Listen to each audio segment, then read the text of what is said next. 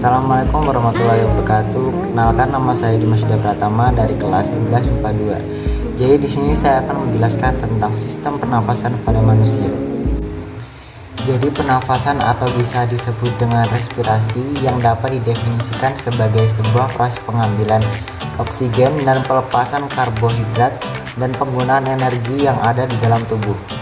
Ketika manusia bernafas, berarti sedang terjadi proses masuknya oksigen ke dalam tubuh dan pelepasan karbodioksida keluar tubuh.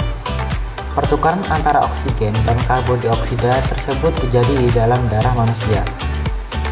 Manusia yang memiliki pernafasan yang normal ditandai dengan bernafas sebanyak 12-20 kali dalam 1 menit.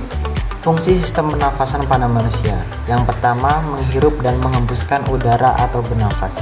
Yang kedua, pertukaran gas antara paru-paru dan aliran darah. Yang ketiga, pertukaran gas antara aliran darah dan jaringan di dalam tubuh. Yang keempat, menciptakan suara. Yang kelima, mencium bau. Organ-organ dan bagian-bagian sistem pernafasan manusia. Yang pertama, rongga hidung. Udara yang berasal dari luar akan memasuki rongga hidung. Di dalam rongga hidung yang berselaput ada kelenjar minyak dan juga kelenjar keringat. Selaput itu berfungsi untuk menangkap benda-benda asing yang masuk ke dalam saluran pernafasan. Yang kedua, faring atau tenggorokan. Udara yang masuk dari rongga hidung akan melewati tenggorokan. Tenggorokan memiliki 2 cabang saluran, yaitu saluran pernafasan dan saluran pencernaan, yang terletak di bagian belakang. Fungsi utama tenggorokan adalah menyediakan saluran untuk udara yang masuk dan juga keluar. Yang ketiga, trakea atau batang tenggorokan. Tenggorokan adalah organ yang berbentuk pipa dan terletak di sebagian leher sampai ke rongga dada. Dinding tenggorokan sangat tipis dan kaku dan ada di dalam rongga bersilia. Silia ini memiliki fungsi untuk menyaring benda-benda asing yang masuk melalui saluran pernafasan. Yang keempat, laring atau pangkal tenggorokan. Pangkal tenggorokan adalah organ pernafasan yang berbentuk seperti saluran dan dikelilingi oleh tulang rawan. Pangkal tenggorokan memiliki tulang rawan yang disebut dengan epiglotis. Tulang rawan ini ada di bagian pangkal laring. Pangkal tenggorokan juga diselimuti oleh membran yang bernama mukasa. Membran tersebut memiliki epitel-epitel berlapis yang cukup tebal untuk menahan getaran-getaran suara yang sampai pada pangkal tenggorokan. Yang kelima, bronkus atau cabang batang tenggorokan. Fungsi dari cabang batang tenggorokan adalah menyediakan jalan untuk udara yang ingin masuk dan keluar dan menuju paru-paru. Struktur dari batang tenggorokan mirip dengan struktur batang tenggorokan.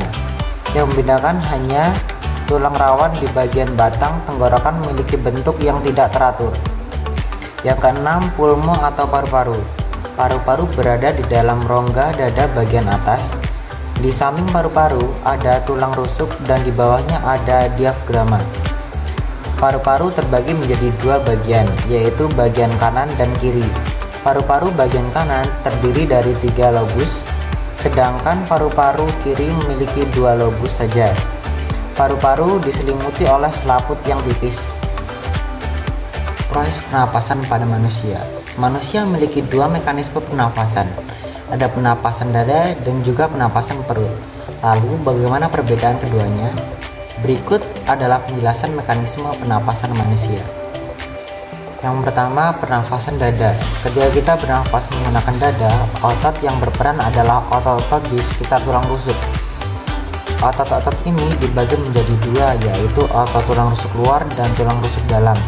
Otot tulang rusuk luar memiliki peran untuk mengangkat tulang rusuk, sedangkan otot tulang rusuk dalam memiliki fungsi untuk menurunkan tulang rusuk ke posisi normal. Yang kedua, pernapasan perut. Pernapasan dada atau disebut juga dengan pernapasan diafragma adalah pernapasan yang menggunakan diafragma dan otot dinding di rongga perut. Otot diafragma akan berkontraksi dan posisinya menjadi datar. Hal ini menyebabkan volume rongga dada menjadi bertambah besar dan tekanan udara menjadi kecil. Karena tekanan udara yang rendah, paru-paru akan mengembang. Saat itulah terjadi masuknya udara ke paru-paru atau proses menghirup udara. Cara memelihara organ pernafasan. Yang pertama, hindari merokok. Yang kedua, berolahraga. Yang ketiga, hindari paparan polusi. Yang keempat, menghindari infeksi. Sekian penjelasan materi dari saya. Terima kasih. Wassalamualaikum warahmatullahi wabarakatuh.